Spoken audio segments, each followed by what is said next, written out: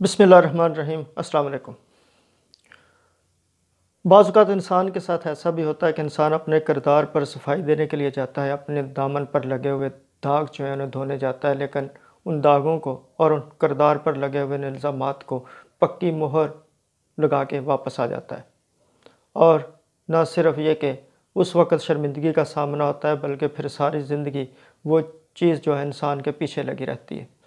ایسے ہی کچھ ماضی میں شریف خاندان کے ساتھ بھی ہو چکا ہے۔ آج شریف خاندان جو اپنی مشکلات اور مصیبتوں میں گرفتار ہے، تو اس کی بڑی وجہ شریف خاندان کی اپنی انٹرویوز، ان کی تقریریں اور بڑھ میں آئی ہوئی وہ چیزیں ہیں جو انہوں نے وقتاً فوقتاً کہیں، بعد میں ان کے گلے کا پھندا بن گئی۔ ان کے ایک وزیر خزانہ تھے جو دو دفعہ ان کے وزیر خزانہ رہے۔ وزیر نواز شریف 3 دفعہ وزیر اعظم بنے تو 2 دفعہ کم از کم وہ ان کے وزیر خزانہ رہے۔ میری مراد اسحاق ڈار سے ہے۔ آج انہوں نے بی بی سی کا ایک انٹرویو دیا۔ بی بی سی کا ایک انٹرویو ہے جو کا پروگرام ہے جسے اسٹیفن سیکر کنڈکٹ کرتے ہیں، اور اسٹیفن سیکر جو ہے وہ ہارٹ ٹاک میں انٹرویو لینے کے حوالے سے مشہور ہے۔ ان کے سامنے جب آپ کرسی پر بیٹھتے ہیں تو صرف ایسا ہی ہوتا ہے جیسے آپ کسی الیکٹرک چیئر پہ بیٹھے ہوئے ہیں۔ وہ آپ کو سانس لینے نہیں دیتے، بلکہ سانس لینا تو دور کی بات ہے، وہ آپ کو پسینہ بھی خشک نہیں کرنے دیتے۔ اور آج اسحاق ڈار ان کے سامنے اپنے انٹرویو میں بری طرح اپنا سب کچھ ہار گئے۔ یہ انٹرویو ساری زندگی ان کا پیچھا کرتا رہے گا، اور ہو سکتا ہے کہ وہ ان سارے سوالوں کے جوابات جو وہ اس انٹرویو میں دینے میں ناکام رہے، ساری زندگی ان سوالوں کے جوابات نہ دے سکیں۔ انہی اسحاق ڈار کی وجہ سے بھی نواز شریف اور اس کے خاندان پر مشکلات کا بوجھ موجود ہے، کیونکہ یہی صاحب ہیں جو نواز شریف خاندان کو دولت بنانے کے نئے نئے گر اور پھر منی لانڈرنگ کے نئے نئے طریقے سجاتے رہے ہیں۔ البتہ آج انٹرویو میں اسٹیفن سیکر نے اسحاق ڈار کو کہا جائے کہ سانس لینے بھی نہیں دیا۔ اور اگر آپ یہ کہنا چاہیں کہ اگر انٹرویو کے دوران عام طور پر کہا جاتا ہے کہ انہوں نے گرل کر دیا، ان کو رگید کر رکھ دیا، انہوں کانٹوں پر گھسیٹا، تو یہ الفاظ بہت معمولی ہیں۔ بلکہ یوں کہنا چاہیے کہ اگر آپ نے انٹرویو میں کسی کو ٹھڈے پڑتے دیکھنے ہیں تو وہ اسحاق ڈار کو دیکھ لیں کہ آپ کو پانی پینے کی مہلت بھی نہ ملے، آپ پانی بھی نہ مانگ سکیں۔ ایسا 25 منٹ تقریباً کا جو پروگرام ہے، لیکن اسٹیفن نے کوئی ایسا سوال نہیں ہے جو اس وقت پوچھا جانا چاہیے اور اس نے نہ پوچھا ہو۔ اگرچہ 25 منٹ بہت کم ہے، لیکن اس 25 منٹ میں انہوں نے 10 سے 12 سوالات کیے، اور ہر سوال کا جواب دینے کے لیے اسحاق ڈار کے پاس 2 سے 2.5 منٹ تھے۔ لیکن ان میں سے میکسیمم سوالات کے جوابات دینے میں وہ ناکام رہے۔ ان سوالات کو آپ کے سامنے رکھیں گے، جوابات تو آپ بی بی سی پہ پڑھ سکتے ہیں، لیکن انٹرویو پڑھنے کا وہ مزہ نہیں ہے جو اسحاق ڈار کا یہ انٹرویو سننے کا مزہ ہے۔ کیونکہ اب پڑھنے میں آپ اسحاق ڈار کی جو زبان ہے، جو بار بار اپنے لبوں کو پھیر رہے ہیں، اور ان کے چہرے پر جو پریشانی ہے اور ان کا جو گلا خشک ہو چکا ہے، وہ آپ محسوس نہیں کر سکیں گے۔ آپ صرف الفاظ پڑھیں گے، اس وقت جو اسحاق ڈار کی حالت ہے اس کو دیکھ نہیں سکیں گے۔ البتہ یہ انٹرویو سننے والا نہیں، دیکھنے والا ہے، اور پڑھنے والا تو بالکل بھی نہیں۔ پڑھنا شاید اتنا مزہ نہیں دے گا۔ اس پر مزید بات کریں گے، لیکن اس سے پہلے میری آپ سے درخواست ہے کہ آپ ہمارے چینل کو سبسکرائب کریں اور بیل آئیکن کا بٹن ضرور دبا دیں تاکہ ہماری ویڈیوز باقاعدگی سے آپ کو ملتی رہیں۔ اسٹیفن سیکر نے پاکستان کے موجودہ سیاسی حالات کے پس منظر میں اور شریف خاندان اور اسحاق ڈار کا جو ماضی ہے اس کے حوالے سے سوالات کیے۔ وہ ان کے نجی جائیدادوں کے بارے میں بھی تھا۔ ان سے پوچھا گیا کہ آپ کی پاکستان میں کتنی جائیدادیں ہیں، تو انہوں نے کہا کہ میری پاکستان میں صرف 1 جائیداد ہے، جبکہ پاکستان میں جو مختلف دستاویزات ہیں ان کے مطابق اسحاق ڈار کے زیادہ نہیں تو 8-10 کے قریب صرف پلاٹس ہیں۔ اس کے علاوہ جو پاکستان کا اسٹاک ایکسچینج ہے اس میں شیئرز کی بھی بہت بڑی مالیت ہے۔ ماضی میں وہ صرف اس چیز کا اعتراف کر چکے ہیں اپنے ٹیکس ریٹرنز میں، یا انہوں نے جو گوشوارے جمع کروائے تھے سینٹ کا رکن بننے کے لیے، کہ میں نے 45 کروڑ روپے اپنے بیٹے کو قرض حسنہ دے رکھا ہے، اور یہ قرض حسنہ اپنے بیٹوں کو، اپنی بیٹیوں کو، اپنی بہنوں کو اور اپنی بیویوں کو دینے کا جو رواج ہے یہ بھی اسحاق ڈار نے ہی ڈالا تھا۔ اور پاکستان میں بہت سے سینیٹرز اور ارکان پارلیمنٹ جو ہیں انہوں نے اس طریقے کو بعد میں خوب استعمال کیا کہ یہ مجھے فلاں نے قرض دیا تھا، یہ میں نے اس کو قرض دیا تھا، یہ فلاں نے مجھے تحفہ دیا تھا، یہ پھر اس نے مجھے آگے اس کو تحفہ دیا تھا اور یہ تحفہ فلاں فلاں سے ہوتا ہوا بعد میں پھر میرے پاس واپس آ گیا تھا۔ تو ان تمام طریقہ کار کے جو موجود ہیں پاکستان میں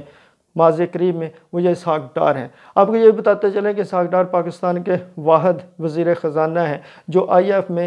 ایم ایف میں جھوٹ بولتے ہوئے پکڑے گئے تھے۔ انہوں نے جو فگرز ہیں ان میں فجنگ کی تھی، یعنی کہ جعلی اعداد و شمار ان کو بدل کر اعداد و شمار کو آئی ایم ایف میں پیش کیا تھا، اور آئی ایم ایف نے اس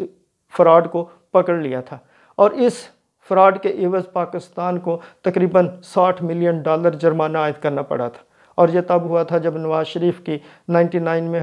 حکومت ڈیزالو ہونے والی حکومت بنی تھی، اور اس میں اسحاق ڈار صاحب وزیر خزانہ تھے۔ اور پاکستان میں جو مشہور شریف خاندان کے خلاف حدیبیہ پیپرز ملز کیس ہے، وہ بھی انہی اسحاق ڈار کے بیان حلفی یا اعتراف جرم کی وجہ سے بنا تھا، اور اس میں بھی اسحاق ڈار صاحب نے نہ صرف اس پورے طریقہ کار کا احاطہ کیا تھا جو بیان اس وقت نیب کو دیا گیا تھا کہ کس طرح منی لانڈرنگ ہوتی رہی، کس طرح انہوں نے لندن کی قاضی فیملی کے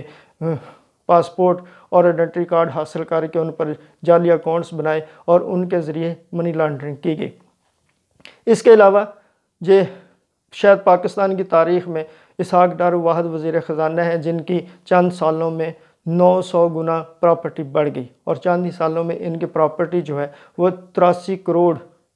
مالیت کی ہو گئی، اور اسی 83 کروڑ مالیت کو ثابت کرنے کے لیے انہوں نے ایک سادہ لیٹر پیڈ پر، جو ایک دبئی کے حکمران، غالباً دبئی کے حکمران تھے النہان، مبارک النہان، ان کے لیٹر پیڈ پر ایک رسید دکھائی تھی کہ میں ان کا ایڈوائزر تھا، اور اتنی مدت کے دوران انہوں نے مجھے 30 لاکھ پاؤنڈ ادا کیے تھے، اور یہ جو باقی پراپرٹی بنی ہے یا سرمایہ بنا ہے انہی 30 لاکھ پاؤنڈ سے بنا ہے، اور یہ پاکستان کی تاریخ میں شاید اس سے سادہ جو پروف ہے وہ کبھی پیش نہیں کیا گیا۔ اس کے ساتھ کسی بینک کی کوئی رسید نہیں تھی، کسی کی اکاؤنٹ کی کوئی رسید نہیں تھی کہ یہ پیسہ کیسے آپ کے ڈپازٹ میں آیا اور پیسہ کس راستے سے پاکستان پہنچا۔ البتہ اس کے علاوہ بھی اسحاق ڈار کی بہت سی ایسی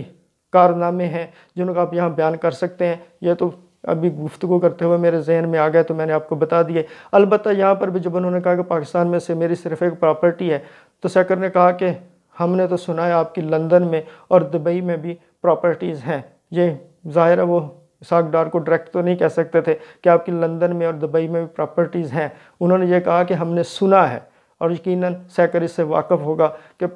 اسحاق ڈار کی کہاں کہاں پراپرٹیز ہیں۔ اس کے علاوہ انہوں نے اسحاق ڈار سے یہ پوچھا کہ آپ اور نواز شریف دونوں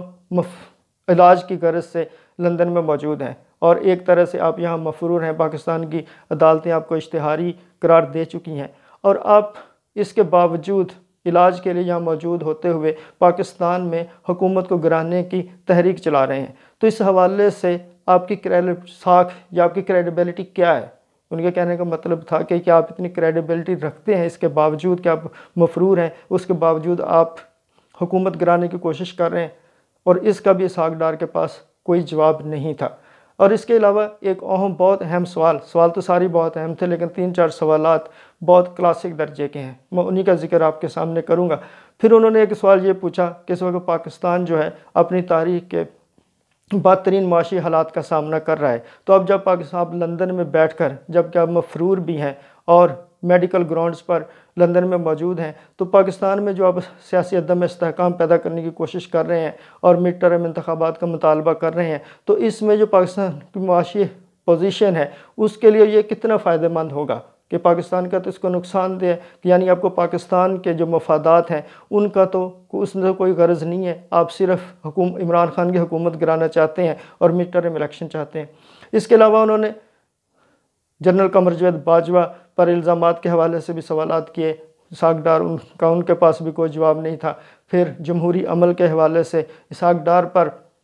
جو مختلف الزامات رہے ہیں ان کے حوالے سے ان کا بھی ان کے پاس کوئی جواب نہیں تھا، لیکن کچھ اور ایسی چیزیں بھی تھیں۔ انہوں نے ان سے پوچھا کہ جب اسحاق ڈار نے اپنی صفائی دی کہ مجھ پر کوئی الزام نہیں ہے، بلکہ تمام جو عدالتیں ہیں ان کو میرے خلاف استعمال کیا گیا ہے، نیب کو استعمال کیا گیا ہے، احتساب عدالت کو استعمال کیا گیا ہے، اور کس طرح JIT بنی اور کس طرح سارے معاملات ہوئے، تو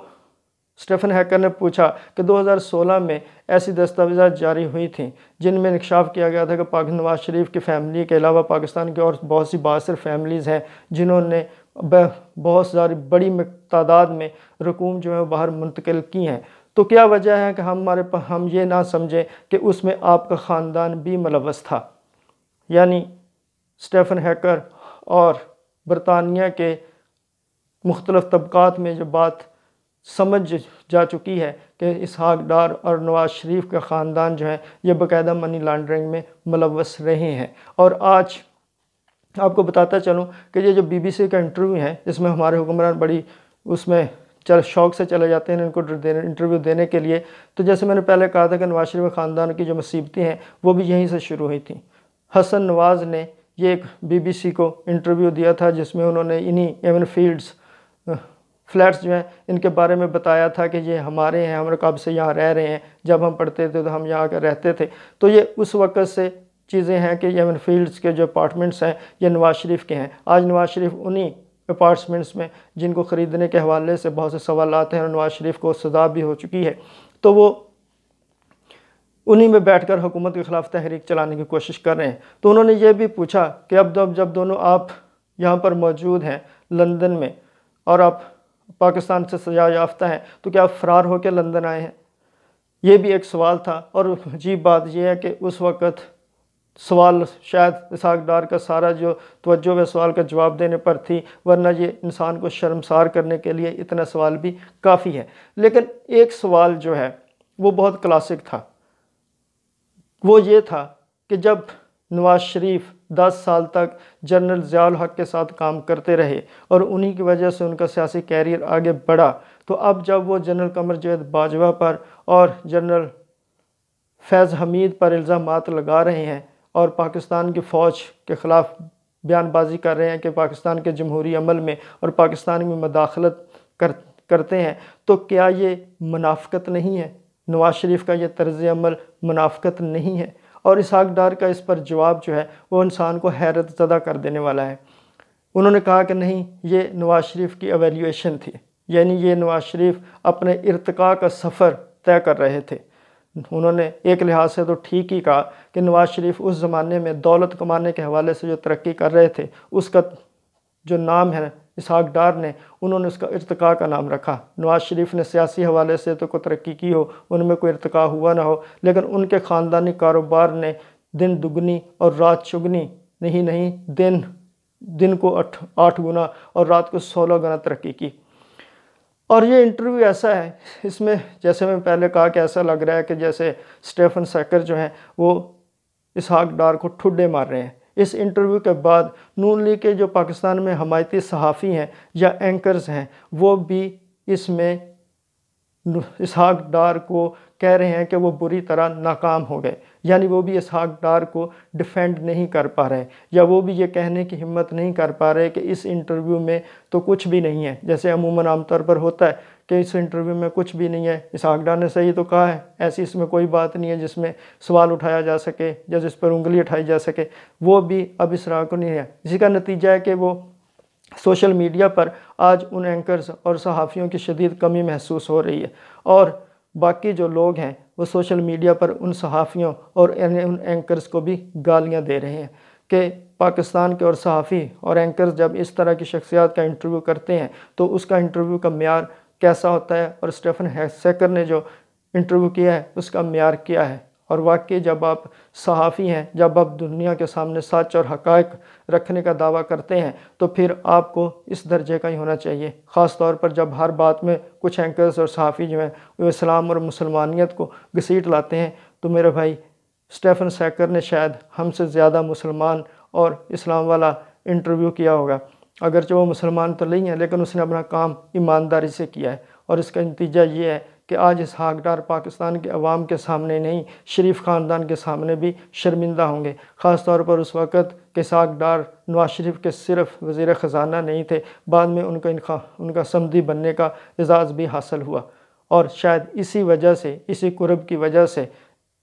ایک عام سے چارٹرڈ اکاؤنٹنٹ سے اسحاق ڈار لمبی جائیدادوں کے اور ارب پتیوں میں شمار ہونے لگے۔ دوستو،